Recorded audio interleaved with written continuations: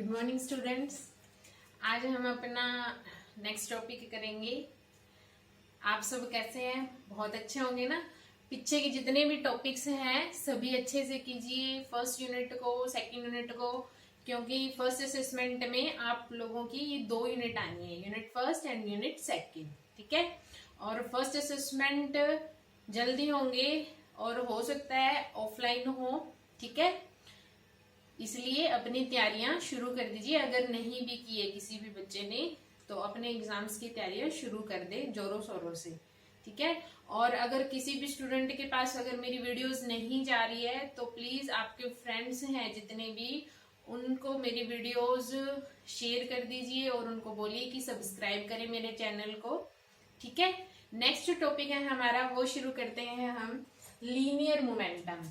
आज की यूनिट इस टॉपिक में, इस वीडियो में हम करेंगे लीनियर मोमेंटम के बारे में, conservation of linear momentum.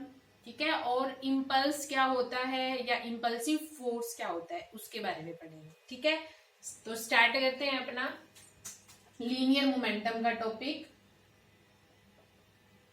Linear momentum पहले भी करवाया था मैंने ये टॉपिक थोड़ा सा कि लीनियर मोमेंटम क्या होता है। तो linear momentum is defined as the product of mass and velocity. कि ये प्रोडक्ट होता है किस किस का? मास का और वेलोसिटी का। इसकी डेफिनेशन कैसे देंगे हम? It is defined as the product of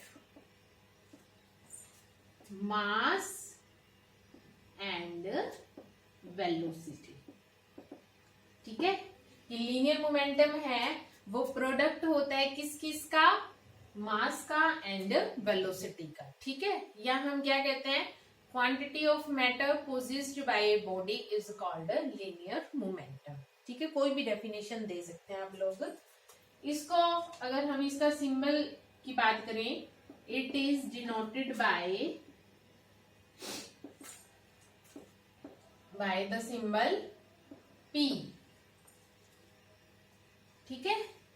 symbol P से डिनोट करते हैं and it is a vector quantity.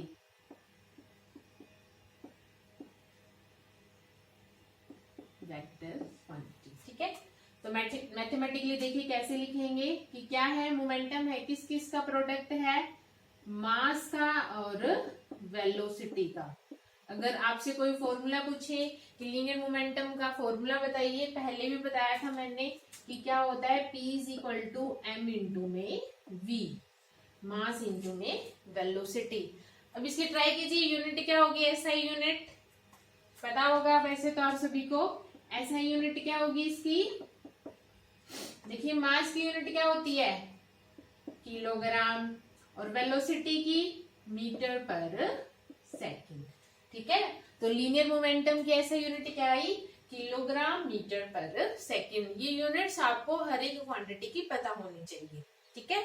तो क्योंकि पेपर के अंदर ऐसे ही क्वेश्चन पूछे जाते हैं कि इसकी डेफिनेशन क्या होगी प्लस इसका फॉर्मूला या जो भी क्वांटिटी है उसकी SI यूनिट क्या होगी। ठीक है। नेक्स्ट आता है इसके अंदर conservation of linear momentum.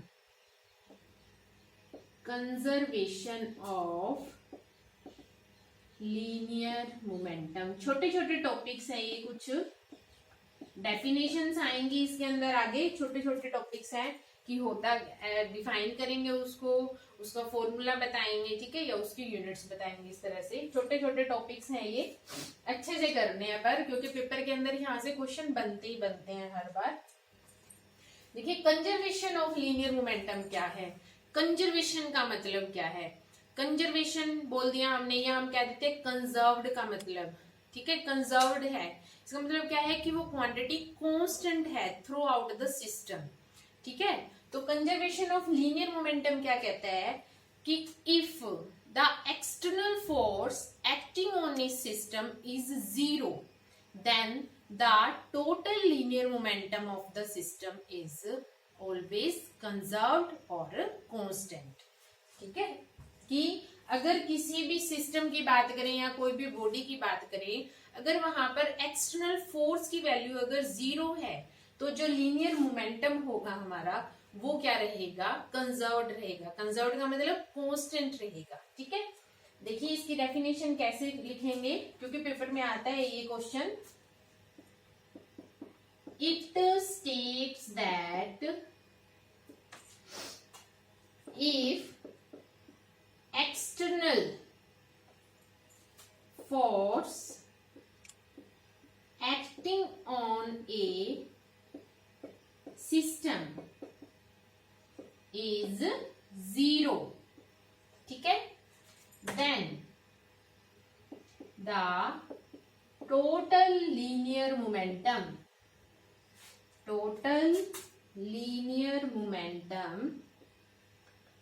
of system remains constant। ठीक है, कांस्टेंट भी बोल सकते हैं, या हम क्या कहेंगे, कंजर्व्ड, रिमेन्स कंजर्व्ड। ठीक है, कि अगर किसी भी सिस्टम के अंदर हमने क्या कहा कि जो बाहर से फोर्स लग रहा है अगर वो ना अप्लाई, अगर उसकी वैल्यू 0 हो,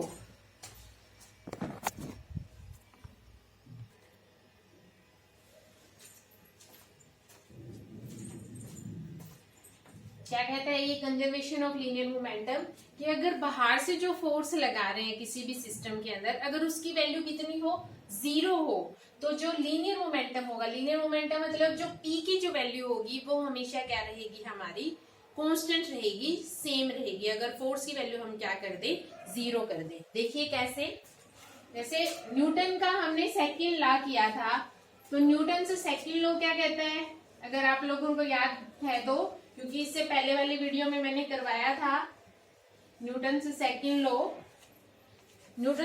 लॉ क्या कहता है कि F is equal to dp by dt, कि जो फोर्स होता है वो इक्विवेलेंट होगा किसके, rate of change of linear momentum. ठीक है, तो इसके अकॉर्डिंग अगर हम देखें, इसने क्या कहा कि if F is equal to 0, कि अगर फोर्स की वैल्यू क्या हो, 0 कर दे, तो इस इक्वेशन में अगर पुट करें तो क्या आ जाएगा, देखिए if F is equal to 0 then dp by dt is equal to 0।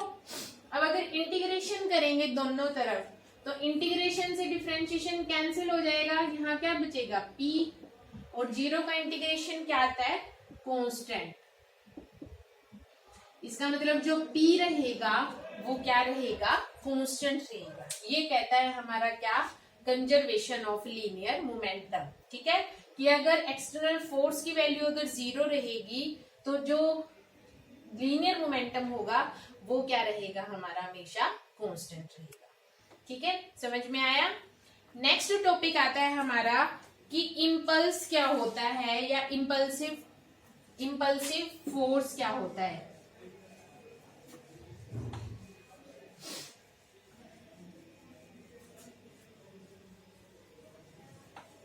Next topic आता है हमारा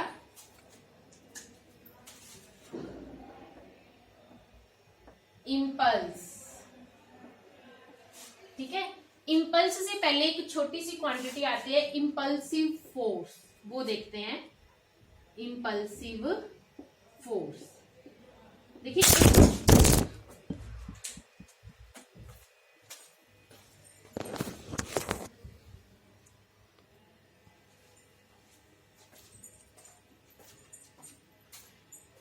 सबसे इससे पहले हम क्या करेंगे कि टर्म आती है हमारी इम्पल्सिव फोर्स।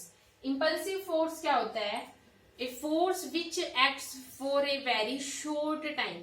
ठीक है, कि किसी भी बॉडी पर अगर कोई शॉर्ट टाइम के लिए अगर फोर्स लग रहा है उसे हम क्या बोल देते हैं, impulsive force.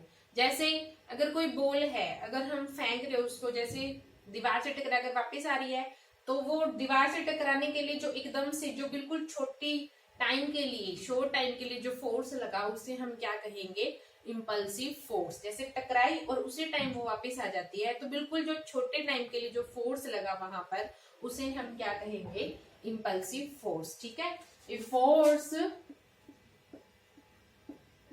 Acts on a body for a short time, for a short time is called impulsive force.